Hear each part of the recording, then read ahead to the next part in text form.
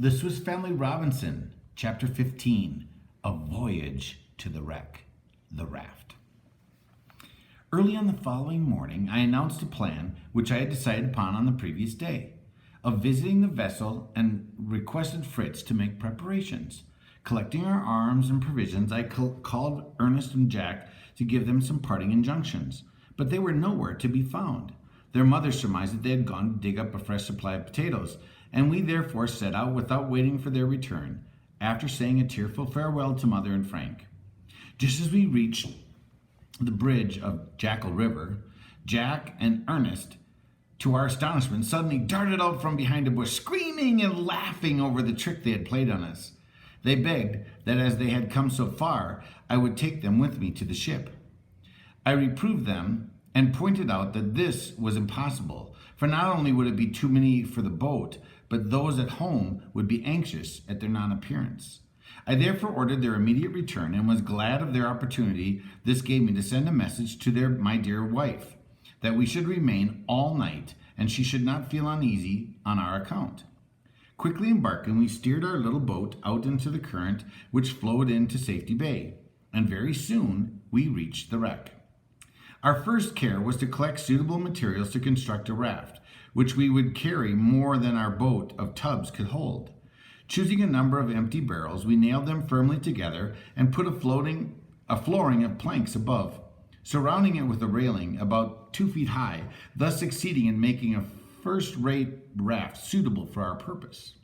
When it was finished, we took a survey of the vessel in order to decide what would be the most useful of the things to take back with us.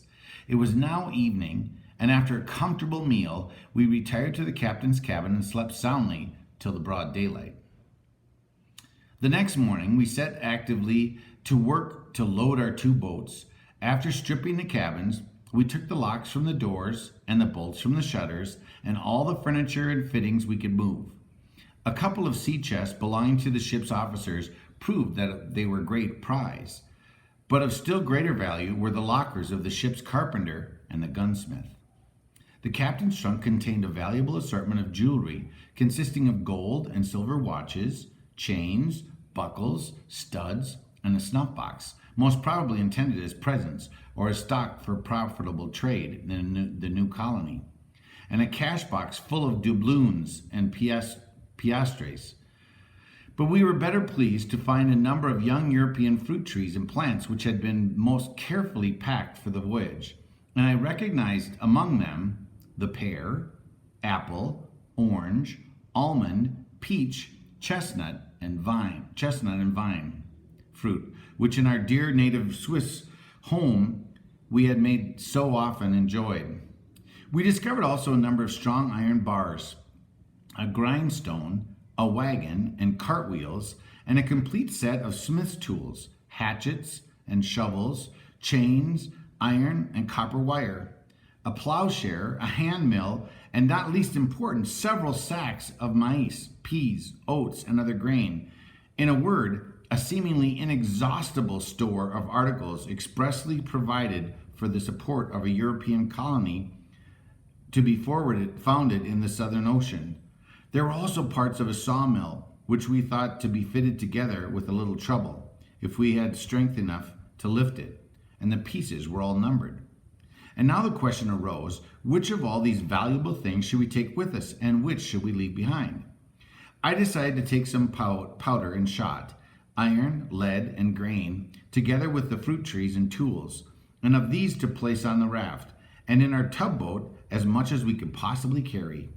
Among other things, we had found a mariner's compass and 2 harpoons used in whale fishing, and Fritz begged me to fasten one to the ladder of the bow of our little boat. At length, when we had loaded with as much as we could safely be carried, we fastened the raft to our tugboat by ropes firmly attached to each corner, and not without fear of disaster, we hoisted the sail and directed our course towards the shore. The wind assisted us, and we proceeded without meeting with the least impediment. As we drew near the land, Fritz observed a strange-looking body moving in the waves, and asked me to examine it through the telescope. I soon recognized it to be a large turtle, floating asleep on the surface of the water and entirely unconscious of our approach.